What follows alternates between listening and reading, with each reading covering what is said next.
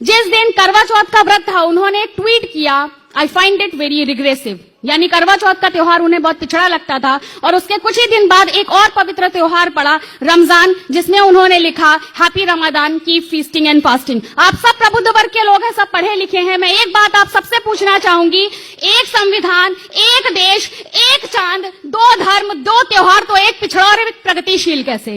या तो दोनों पिछड़े और या दोनों प्रगतिशील, दोनों ही अपनी अपनी धार्मिक भावनाओं को प्रदर्शित करते हैं।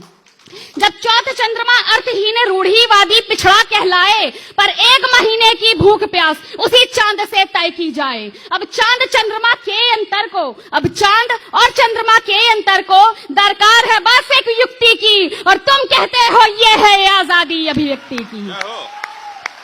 बहुत अच्छे, वाह वाह। ओवैसी बोला पुलिस हटाओ, हिंदू को मरवा देंगे।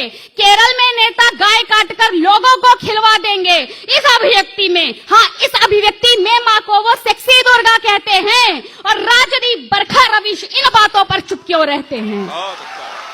है दोष हमारा, है दोष हमारा, कमी है हमें संस्कार और भक्ति की, और तुम कहते हो ये है आजादी अभिव्यक्ति की। हो जनगण मन या वंदे मातरम, हर बात से तुमको दिक्कत है, और जो लहराए तिरंगा उसकी समझो आई शामत है। 26 जनवरी 2018 का दिन याद करिए। उत्तर प्रदेश के कासगंज में तिरंगा यात्रा निकाली गई, जिसमें हत्या कर दी गई चंदन गुप्ता नामक एक युवक की। ये कहा गया संवेदनशील इलाके से ऐसी यात्रा, मतलब तिरंगा यात्रा निकालने की और भारत माता की जय के नारे लगाने की आवश्यकता क्या थी? फिर से एक प्रश्न आप सबसे करती हूं, वो संवेदनशील इलाका था कहां पर? पाकिस्तान में, अफगानिस्तान में, इराक में, ईरान में, और भारत में रहते हुए यदि हम सब भारत माता की जय नहीं बोल सकते तो लानत है हम सबके भारतवासी होने पर। हो जनगण मन या वंदे मातरम, हर बात से तुमको दिक्कत है, और जो लहराए तिरंगा उसकी समझो आई शामत है। क्यों शोक मनाओगे उसका, वो कौन तुम्हारा लगता था? नाख लाख ना वेमुला ना इशरत, नाख लाख ना वेमुला ना इशरत, वो तो चंदन गुप्ता था।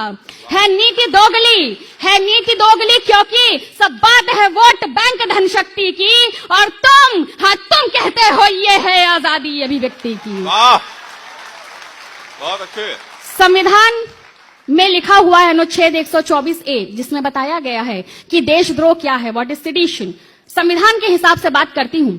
अनुच्छेद 124A मुंह खोल के सब कुछ कहता है कि देशद्रोह प्रस्तुतिकरण संकेतों में भी रहता है, जिससे स्वतंत्रता या संप्रभुता मेरे देश की आहत हो। है देशद्रोह वो शब्द सभी, चाहे लिखित में हो या मौखिक हो। अच्छा। बड़ी बुरी ये लत सबकी है, अरे बड़ी बुरी ये लत सबकी है देशद्रोह आसक्ति की, और तुम कहते हो ये है आजादी अभिव्यक्ति की। वाह वाह वाह। तो अब मुझसे सुनो, हाँ अब मुझसे सुनो कि होती क्या असली आजादी अभिव्यक्ति की। जब सब मिलकर महिला शोषण उत्पीड़न पर आवाज उठाएं, जब सांझ ढले भी घर की बेटी घर को सकुशल वापस आए, वो होगी फिर बाबूजी असली आजादी अभिव्यक्ति की।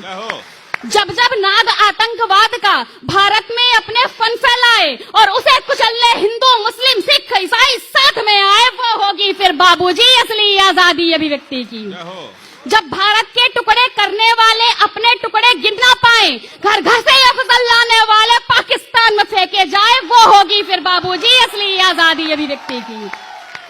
जब सरहद पर तैनात सिपाही गली का गुंडा ना कहलाए, और मरते दम तक उसकी बीवी हर साल करवा चौथ मनाए, वो होगी फिर बाबूजी असली आजादी अभिव्यक्ति की।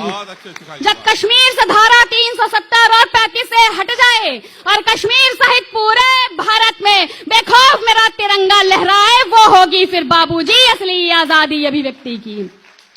और कहे ऊर्जिता कविता मेरी जब देश के गद्दारों तक जाए, और सुन के इसे फिर राखे उनकी शर्म और आंसू से झुक जाए, वो होगी फिर बाबूजी असली आजादी अभिव्यक्ति की।